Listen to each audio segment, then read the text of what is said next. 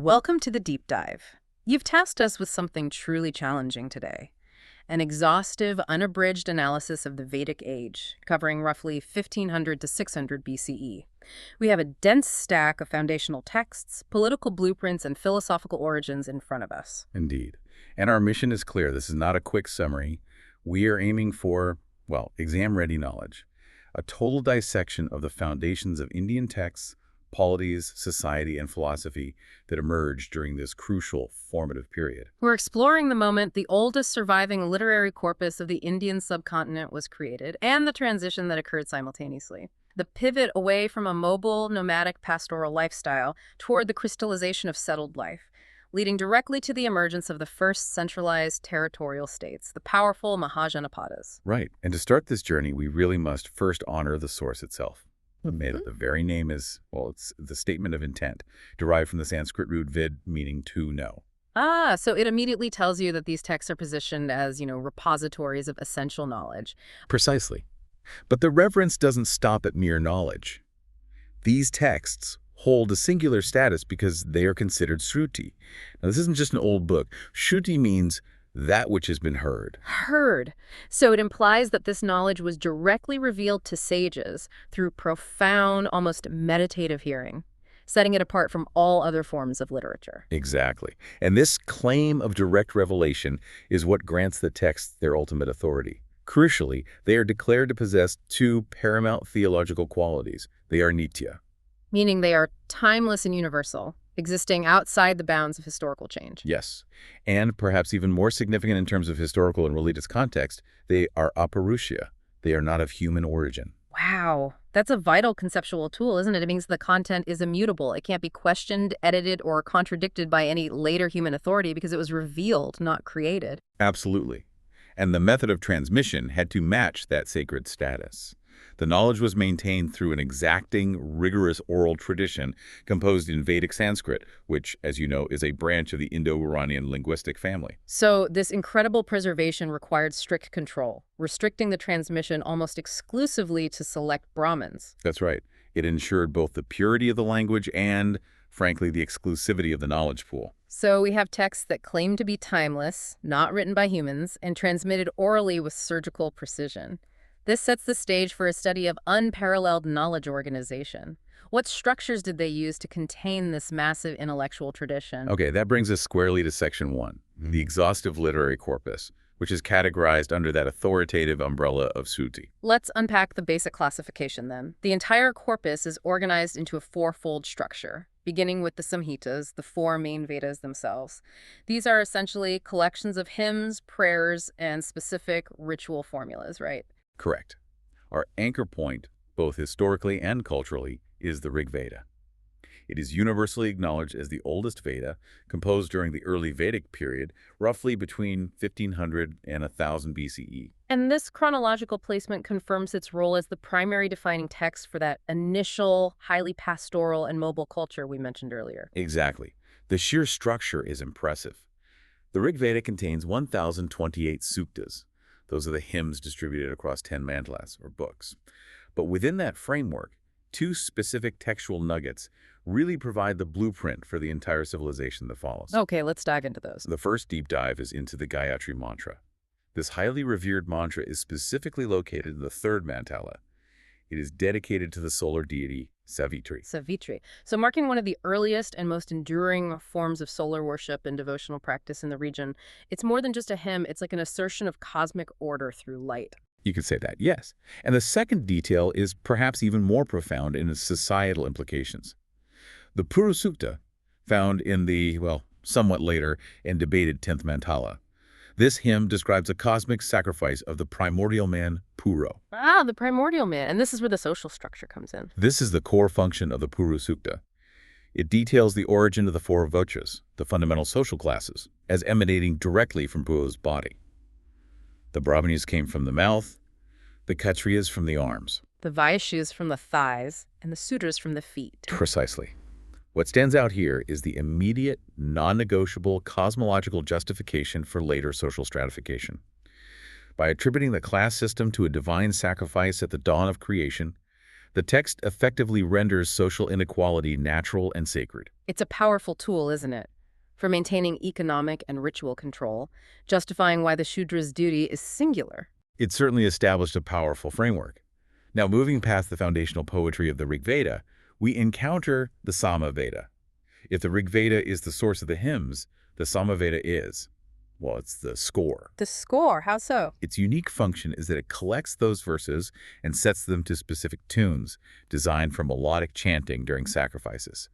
It establishes the textual origin of Indian music, turning ritual recitation into performance. Interesting. So following the score, we need the stage directions, which brings us to the Yajur Veda. You got it. This Veda takes a practical, ritualistic turn. It supplies the detailed prose and metrical formulas required for conducting the yajnas, the sacrifices. It outlines the precise rules for using the hymns from the Rig Veda and Sama Veda and how the rituals must be executed by the Advarya priest. So it's basically the high priest's instruction manual, the nuts and bolts of the ceremony. Essentially, yes. And finally, the Atharva Veda, sometimes referred to as the Brahma Veda. Chronologically, this is the latest of the four, and its content demonstrates a definitive shift away from high cosmology and royal sacrifice toward the immediate concerns of daily life. Right, a more pragmatic focus on the individual and the community. We're talking about spells, charms, applied magic. That's exactly it. Used for pragmatic ends, protecting crops, ensuring fertility, securing good fortune, and significantly, healing. Healing! Are there examples? Oh yes. To give you a concrete example of this pragmatism, our sources note it contains detailed directions for treating 99 distinct diseases. This isn't just philosophy. This is the ultimate ancient DIY medical and protective manual, showing the Veda's reach into every aspect of life. That's fascinating. And it also provides a crucial political anchor foreshadowing Section 2, right? It mentions the assemblies. It does. The Atharva Veda is the text that refers to the two main popular assemblies, the Sabha and the Samiti, as the twin daughters of Prajapati. This suggests that even in the later phases of the Veda, these democratic elements were accorded divine importance. Before we leave the Samhitas, we need to address the Trey Veda. What's that about? Ah, yes. This collective designation recorded in texts like the Satapatha Brahman refers only to the Rig Veda, Yajur Veda, and Sama Veda. Only those three. So the Atharva Veda is excluded in this early classification. Correct, and that exclusion is highly telling. It signifies its later composition, its distinct focus on magic and spells over classical sacrifice, and its initially lower status among the ritual specialists who emphasized the yaja. It's a clear textual marker of the evolving hierarchy of these foundational texts. Okay. So now that we have the poetry and the manuals, we need the analysis, the explanations behind it all. We move to the analytical and philosophical bridge texts, the ones composed to clarify, justify, and eventually critique the rituals laid out in the Samhitas. First up are the Brahmangs. These are explanatory prose texts written specifically to elaborate on the Samhitas. Their primary purpose is to articulate the science of sacrifice by providing comprehensive, detailed explanations of every step, mantra, and implication of the Vedic rituals. And the theological implication here is fundamental to the whole system, isn't it? The Brahminkas advocate the karma marga, the path of rituals and action, as the way to achieve spiritual goals and salvation. That's the core belief presented there. Perfection and cosmic order are maintained through the precise, flawless execution of sacrifice. And within the Brahmach, the Satapatha Brahman is particularly important. Immensely significant. It's a detailed commentary attached to the Yajur Veda containing exhaustive descriptions of complex sacrificial ceremonies. But the really insightful detail you mentioned is its reference to rituals related to plowing being performed by kings. Why is that so key? Because it's a direct link showing the economic transition underway. Kingly oversight was moving beyond just leading cattle raids to actively sanctioning and performing rituals tied to agrarian labor. It acknowledges agriculture as a growing source of power and wealth, you see. Got it. Okay, so next in the evolutionary sequence are the Aranyakas, the forest books. Right. Their content mirrors their environment. They were often studied by those who retreated from settled communities, the renunciants, concerned with asceticism and philosophical introspection out in the wild. So their function is pivotal. They don't just explain the rituals, they represent the philosophical ideas behind the rituals, almost an early stage of dissent, opposing strict ritualism. Precisely. They actively oppose strict or excessive ritualism and animal sacrifice, emphasizing instead internal practice and meditation. Which makes the Aranyakas the crucial conceptual bridge. They start the shift away from the karma marga, the path of rituals from the Brahmas, and point towards the jnana marga, the path of knowledge. Exactly. Which is fully realized in the final layer.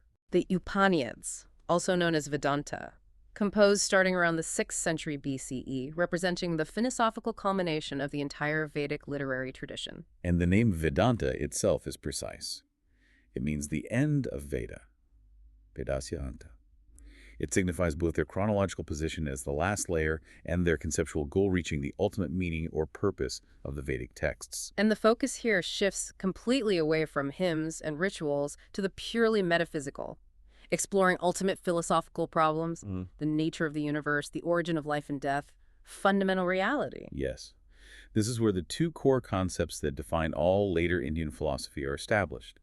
The nature of the individual self, known as Atman, and the ultimate unchanging reality that underlies the cosmos, known as Brahman. And the goal is Moksha liberation achieved through realizing the identity of Atman with Brahman. That's the essence of it. And two specific texts provide profound historical markers. The Mudaka Upanya. That's the source of modern India's national motto, Satyameva Jaya, truth alone triumphs, showing the lasting relevance. Indeed. And perhaps most significantly for the development of religious thought, the Bahadranjaka Upanyad contains the very first textual reference we have to the concept of the cycle of transmigration of the soul, or sasara. Khasara, the idea of endless rebirth, that fundamentally alters the purpose of religious life, doesn't it? Shifting focus from immediate material rewards to long-term spiritual liberation. It absolutely does. Now, this massive corpus poetry, ritual manuals, deep philosophy required a support system. To properly use and understand the Vedas, a set of auxiliary texts were developed, known as the Vedogas. The limbs of a Veda, makes sense. Composed later, around 600-200 BCE. Correct. They are the technical manuals for divine knowledge, specifically designed to ensure the correct recitation, ritual use, and comprehensive understanding of the foundational Shruti texts. And there are 6 disciplines, each addressing a practical need. First, Shika. Phonetics. Essential for correct pronunciation because even a tiny error in a mantra could invalidate a massive sacrifice. Critical. Second, Chanda. Meter. Necessary for understanding the rhythmic structure of the hymns. Third, Vyakaran. Grammar. Ensuring linguistic accuracy and preserving the sacred language. Fourth is Nirukta, etymology. Understanding the original meaning in every word in the ancient Rig Veda was vital for interpretation. We have a specific example here, Yaska's Nirukta, dating to about the 6th century BCE. Right, a detailed etymological work clarifying terms in the Rig Veda. Okay, fifth. Fifth is Kalpa, ritual. This provided systematic rules for performing sacrifices, supplementing the Brahmajas. And sixth is Jyotia, astronomy. Astronomy, why was that needed? Essential for calculating the correct and auspicious time for performing those Kalpa-prescribed rituals. It linked the earthly action directly to the cosmic order. Wow, incredibly detailed. This whole textual structure gives us the foundation for a strong chronological framework to analyze the cultural shift that followed. Exactly. The early Vedic culture, spanning roughly 1500 to 1000 BCE, is defined by pastoralism. It was a mobile, nomadic life. We see this reflected clearly in the Rig Veda prayers. Which are highly focused on concrete material gains, right? Things essential for survival in that environment. Cattle, the primary wealth. Absolutely. Prayers for cattle, for children, specifically sons, vital for the patriarchal structure, and for swift, powerful horses needed for mobility and warfare. Then, the later Vedic period, 1000 to 600 BCE, marks the definitive transition. Geographically, there's a massive expansion, especially into the dense, fertile upper Gaiga Doab. And materially, this period is characterized by considerable acquaintance with iron technology. That's key because iron makes that geographical expansion possible by clearing forests. Economically, there's a marked, significant increase in agricultural activities, a shift from primarily seeking cows to cultivating land. And this whole period leads directly to the second urbanization. Correct. The expansion and agrarian focus directly preceded what we call the second urbanization in the Goa Valley, which is when the Mahajanapadas emerged around 600 BCE. It's crucial to place this Vedic history in a comparative context. Let's contrast it sharply with the earlier Harappan civilization, ca. 2600 BCE. Good point. The Harappan culture was highly urbanized. The early Vedic culture was overwhelmingly rural and pastoral. A stark difference. Harappans had a script and seals. The Rig Veda makes no mention of either. It was an entirely oral tradition back then. And Harappans belonged to the Bronze Age. And conspicuously lacked the horse in their iconography, while the horse was absolutely central to the Rig Veda and Vedic mobility. The later Vedic culture, yes, acquired iron, but the initial phase was a completely different cultural setup. And we can trace the Indo-Iranian link linguistically, can't we? Vedic Sanskrit shares a deep relationship with the language of the Zoroastrian scripture, the Avesta. Yes, the Avesta dates back to the mid-2nd millennium BC.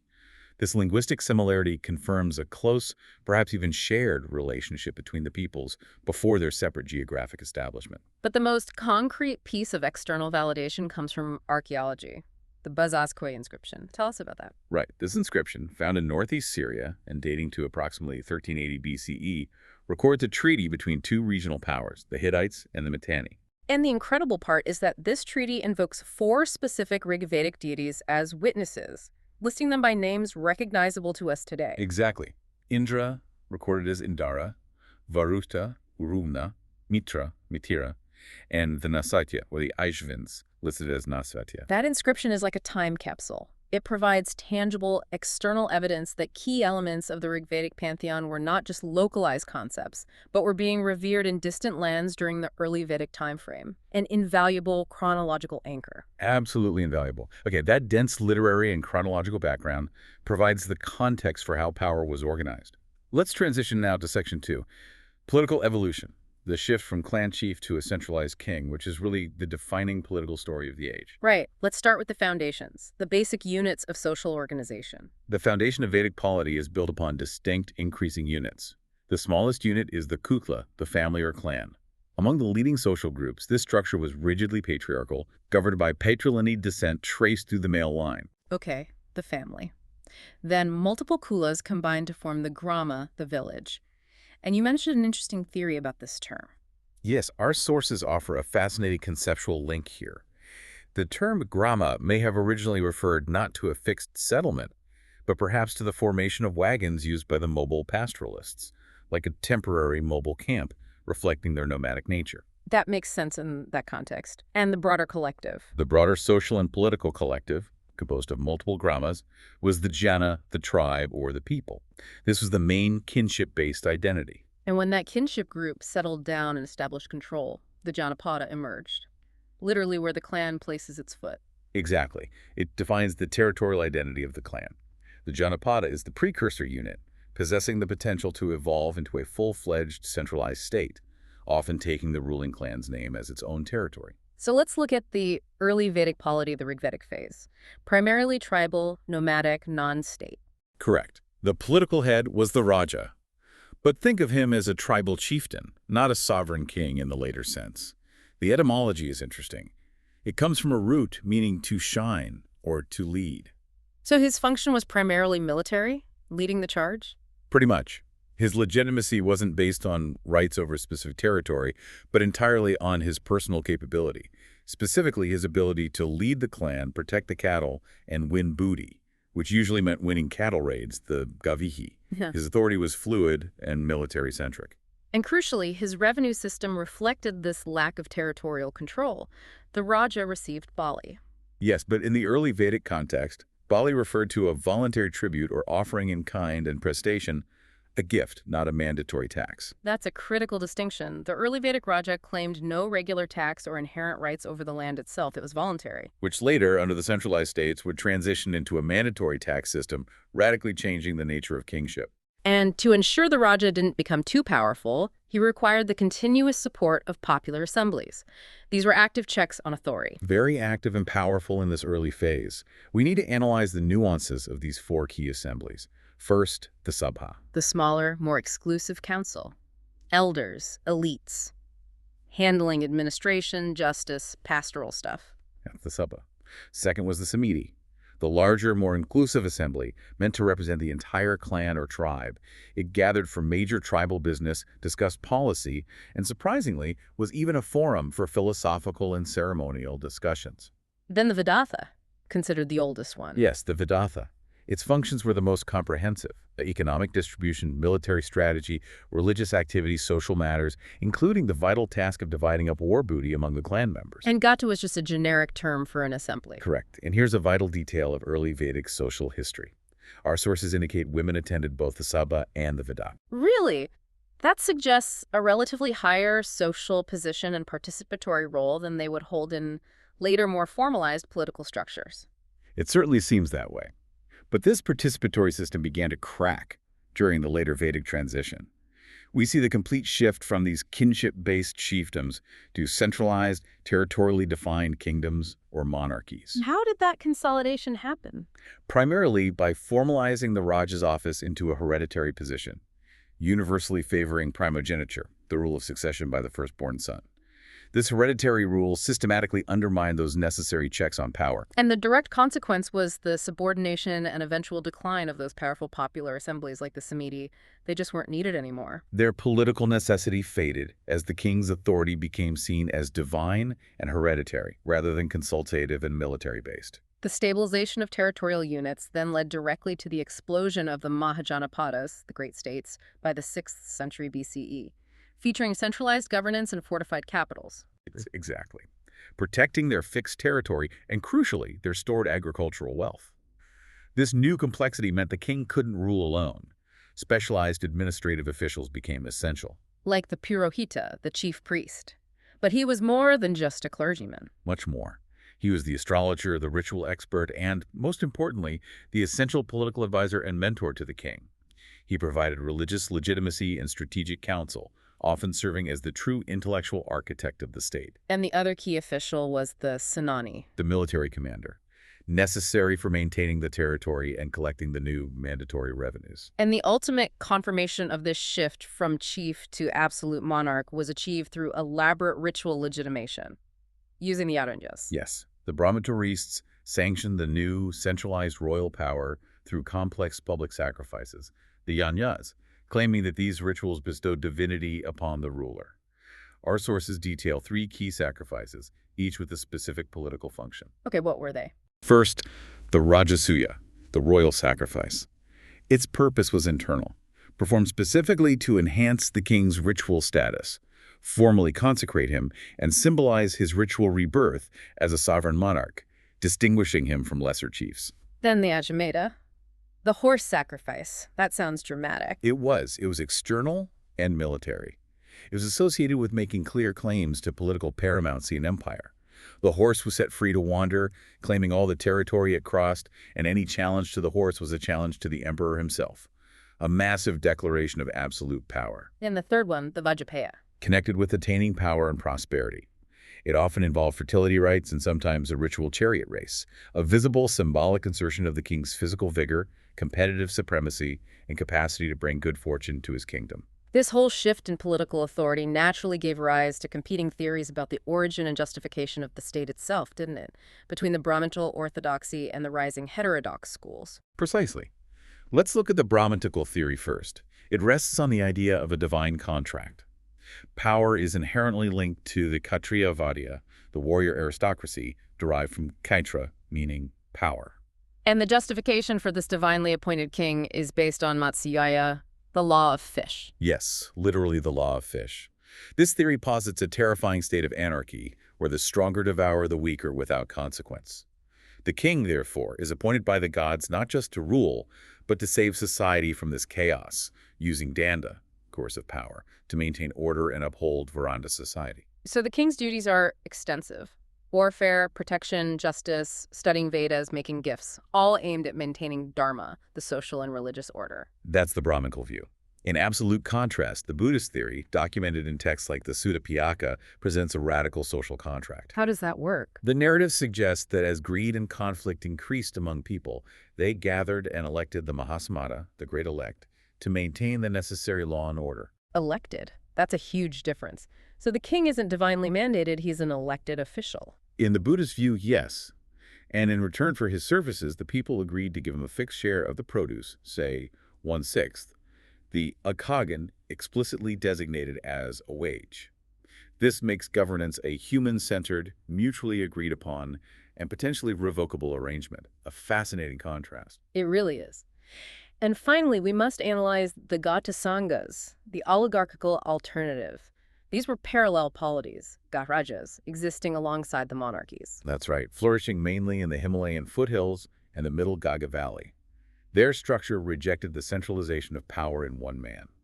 Power was diffused among a collective group of men, often referred to as rajas, who were the heads of leading Kshatriya families. And governance was conciliar through an assembly called the Sangha. Correct. Unsurprisingly, these oligarchic structures were highly disapproved of by Brahmanical sources. Why? Because they didn't strictly follow Varhana rules or perform the big Vedic rituals? Exactly.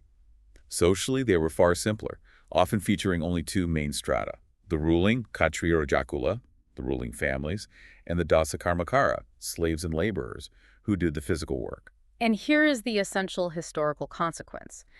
The founders of both major heterodox traditions, Buddhism and Jainism, arose from these clans. Yes, the Buddha came from the Shakyas, and Mahavira, the founder of Jainism, came from the Janayatrikas. Both hailed from these oligarchic, non-monarchical clans.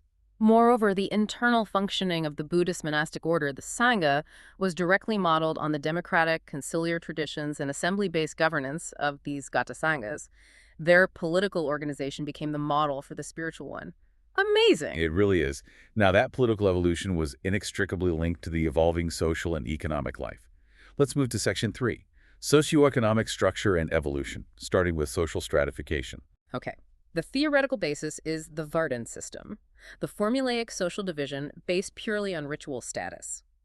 As we established, Vardan, literally color, is asserted to be of divine origin through the Purva Sukta in the Rig Veda's 10th mandala. Let's look at the detailed roles of the four Vardans again, understanding them as fundamental functions within that sacrificial state framework. The Brahmansas, from the mouth, are the premier Vardan, maintaining the highest ritual purity, responsible for study, teaching, performing sacrifices, and mediating the divine. The priests and intellectuals. Then the Kshatriyas, from the arms hands, are the protectors, responsible for warfare, rulership, defense, and administering justice. Their role is coercion and protection. The Vaishyas, from the thighs, are the producers, responsible for agriculture, trade, pastoralism, and commerce. They generate the wealth that sustains the other three. And the Sudras, from the feet, are the service class. Their singular prescribed function, as defined by the text, is serving the upper three Vardans, systematically excluded from ritual life and Vedic learning. And this exclusion is formalized by the designation of the upper three Brahmanas, Kshatriyas, and Vaishyas as Dija, or twice-born. Twice-born, Hey. signifying their entitlement to the Upanayana, the sacred thread ceremony, their ritual second birth, granting them the right to study the Vedas, while the Shudras were explicitly excluded. Correct. But we must clearly distinguish this theoretical fourfold Varchas system from the reality of Jati. Jati is a much more complex, granular social segment, identified by birth, occupation, and local custom. So while the Varchas were only four, the Jatis were numerous, local, and based on actual economic roles. Exactly. Brahmanical texts later attempted to integrate these many occupational groups by inventing the concept of Sankirtan Jatiya, mixed caste. A conceptual mechanism, framing these groups as the progeny of Anuloma, proper, and Pratuloma, improper reverse-order marriages. Yes, allowing the priestly class to deny social status or explain the existence of lower occupational groups that didn't neatly fit the original four divine Vaishyas. We should also acknowledge that the extreme concepts of untouchability and social pollution, like the Chanchalas handling corpses, became institutionalized and pronounced later, mainly in the Dharmasastra period after the Vedic age proper had concluded, right? That's generally understood, yes. Roughly 600 to 200 BCE. Another layer of kinship classification that emerged around 1000 BCE onwards is the Gotra. The Gotra, a Brahmanical practice classifying individuals, naming them after a Vedic seer. Yes. And its primary function was regulatory, enforcing strict rules against endogamy prohibiting marriage within the same Gotra to maintain theoretically genetic and ritual purity. And here's that wonderful linguistic connection back to the economy. The literal etymology of Gotra means cow protection or cowherd. Exactly, directly reflecting the fundamental centrality of the pastoral economy at the very moment this kinship classification system was formalized. It all ties back to the cows in that early phase. Which defines the early Vedic economic mode, 1500–1000 BCE, overwhelmingly pastoral and nomadic. Cattle weren't just livestock, they were the principal form of wealth and property. And the linguistic evidence from the Rig Veda confirms this completely. The term for war itself was gavihi, which translates simply as to search for cows. Implying conflicts were essentially cattle raids. Acquiring cattle was the main motivator for military action. Even the guides were designed by this wealth. The chief god, Indra, often lauded with the epithet Gokati, Lord of Cattle, and reflecting the sacred and economic value, the cow was given the highest status. Aganya, the one who does not deserve to be killed. Incredible. Agriculture was present, but secondary. Yava barley or millet was the staple. That seems to be the case. We do see terms for the plow like Sira and Lagala, the latter possibly of Munda origin, suggesting agricultural practices and terms were being adopted from indigenous populations as Vedic people moved eastward. Then the transition to the later Vedic economic mode, 1600 BCE, is an agrarian revolution. Intensified agriculture, settling in the upper Gagadoab. Driven by that settlement. And this required a massive shift in crop focus. Rihi rice is mentioned frequently in later texts, despite being absent from the Rig Veda.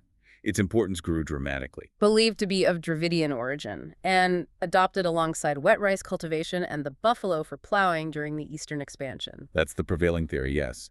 And this agricultural boom was made possible because this period coincided with considerable acquaintance with iron technology.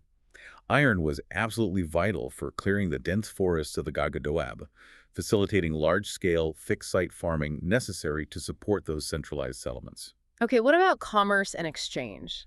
Initially, just barter. Primarily barter. But we see the rise of specialized groups like the Pachis, an enterprising merchant class engaged in trade and, critically, usury lending money at interest. Which is why they were often portrayed as enemies of the Aryans in the texts. They threatened the established wealth structure. Potentially, yes. The concept of currency was also evolving. The term nishka began as a simple ornament in the Rigvedic period. But in the later phase, it started acquiring the connotation of a unit of value, likely gold. Demonstrating the gradual emergence of a standardized, recognized mechanism of economic exchange beyond just trading cattle. Exactly. Finally, the system of gift exchange and taxation. Dana referred to a donation or votive offering given on ritual occasions, celebrated in the Dana Stuti hymns. Gifts showing generosity. And daki was the sacrificial fee paid specifically to the priest for his ritual services, typically an animal. Yes, usually an ox, cow, or bull. A fee for the performance, distinct from a modern salary. But the taxation system shows that centralized power shift we discussed earlier. Bali, the voluntary tribute, became a mandatory tax on land. In later times, yes. And additionally, baga, literally a share, referred to a fixed, collected portion of agricultural produce taken as state revenue, confirming the king's rights over the land's output. This whole complex socioeconomic evolution must have directly necessitated, and often drove, profound religious and philosophical change. Let's dedicate our final section, Section 4, to this spiritual journey. Religious and philosophical concepts. Right. The early Vedic religion, 1500 to 1000 BCE, was primarily a naturalistic polytheism, the personification of the great forces of nature.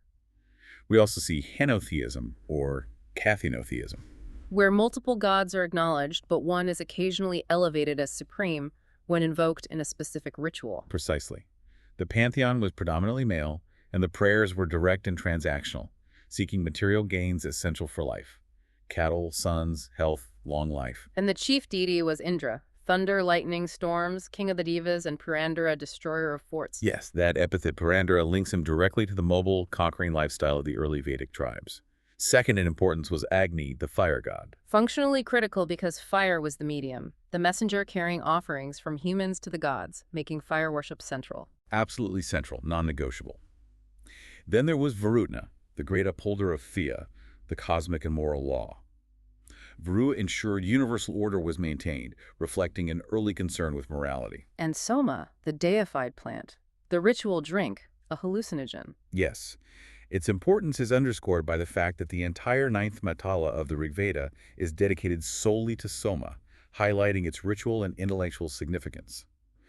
The core practice was always the yajna, the sacrifice. But by the later Vedic period, 1000 to 600 BCE, the pantheon and focus began to transition. Early deities like Indra and Agni lost some prominence. They retained importance, but yielded supremacy to new gods like Vyan, Rudra, and most critically Prajapati, the creator god. The rituals themselves became significantly more elaborate and rigid, leading directly to the full institutionalization of the priesthood because only highly trained experts could manage the complexity. Correct. This period also formalized the concepts of meritorious action. We need to distinguish between ita, that which was offered into the ritual fires, and pruta. Purta, referred to larger, public enterprises, like donating wells, tanks, gardens, lands. Equally meritorious. Yes, and this distinction is profound because it marks an evolution of religious merit. It moves beyond solely fire-based offerings to include actions of public charity and nascent infrastructure investment, linking piety directly to social welfare. That ritual complexity was precisely what fueled the Upanyatic shift, the move to metaphysics and the jnana marga, the path of knowledge, as the superior means of liberation. Right. The core concepts defined here are the absolute reality. Brahman is the ultimate imperishable reality that exists in the universe, the cosmic principle. Atman is that exact same ultimate imperishable reality that resides within the self, the individual soul. And the ultimate spiritual goal, moksha, liberation, or mukti, is achieved through realizing the absolute identity of Atman with Brahman. This knowledge transcends the need for physical ritual entirely. That's the philosophical peak. This pursuit of liberation was framed within the concept of the Purusharthas, the four goals of human life. First is Dharma. Righteousness, morality, social duty, how one should act. Detailed later in the Dharmashastra texts.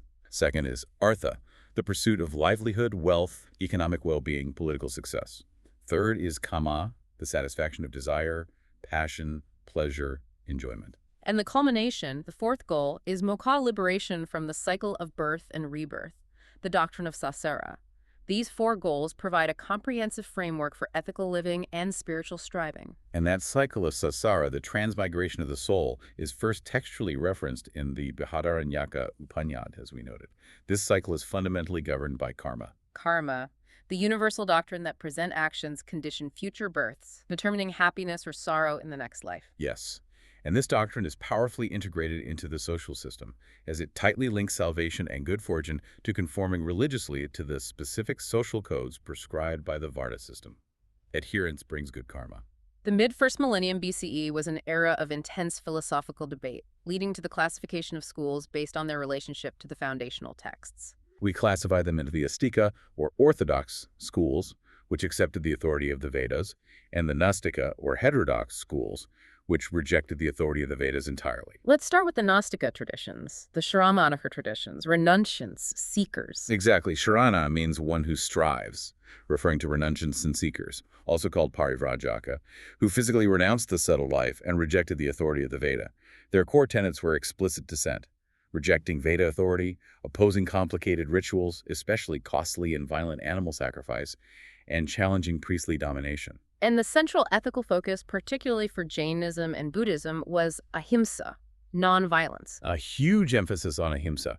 Jainism holds a unique and radical metaphysical belief system. It posits that souls, jiva, are the inherent property of all animal and plant life, but astonishingly also exist in rocks and running water. Wow, that requires an extreme focus on nonviolence in absolutely every action, conscious and unconscious. It does. Then you have the most radical materialist school, Karvaka, also known as Lokayata, meaning derived from the common people. They represented a total rejection of the Vedic superstructure. Total rejection, denying the soul, God's karma, rebirth entirely. Completely. Their epistemology was brutally simple. They emphasized pratikata, direct sensory perception, as the only valid source of knowledge, dismissing inference or scriptural testimony. So ethically, they advocated hedonism. If perception is the only truth and there's no afterlife, then kama, pleasure, is the highest good, the ultimate ancient empiricists. You could definitely call them that. Finally, among the heterodox traditions, the Savikas, founded by Makali Gosala, were defined by strict determinism, or niyati fate. Fate, so everything was predetermined. Human effort was ineffective. That was their doctrine. Everything was predetermined.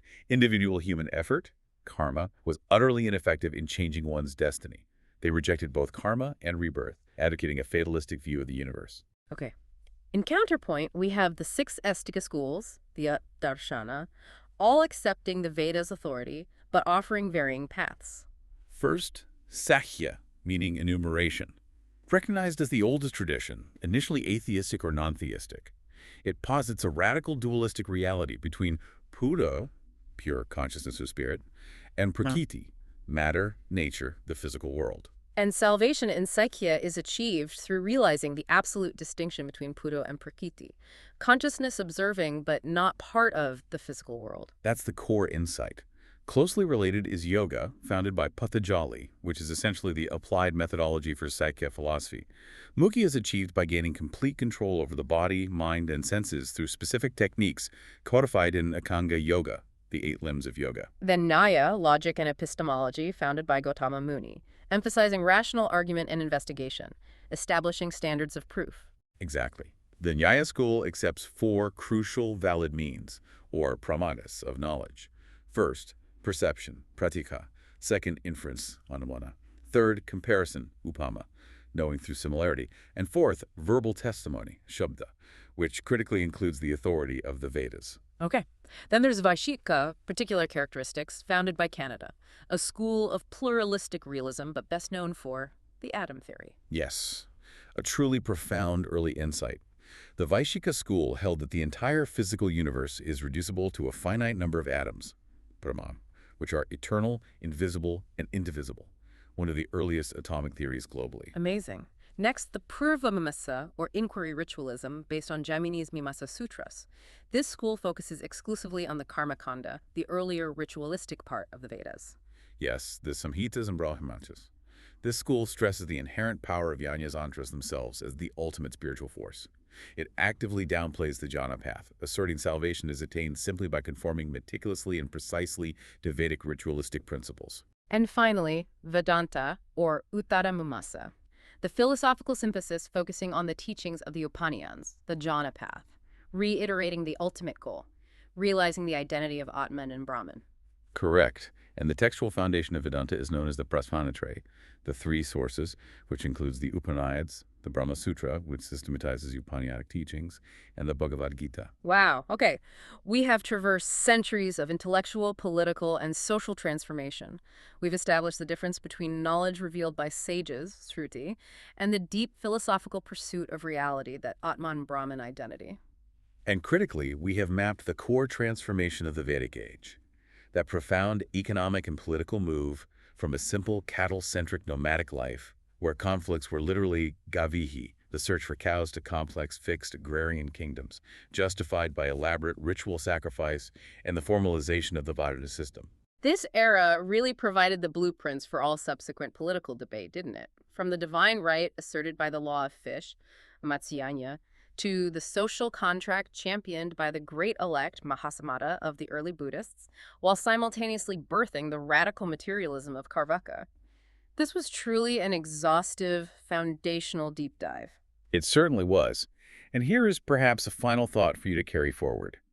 If the very definition of legitimate governance, the justification for who holds coercive power, was a fiercely contested debate between the divine, Brahminical, and the contractual Buddhist perspectives 2,500 years ago, well, that debate has never truly ended, has it? Which raises an important question for today.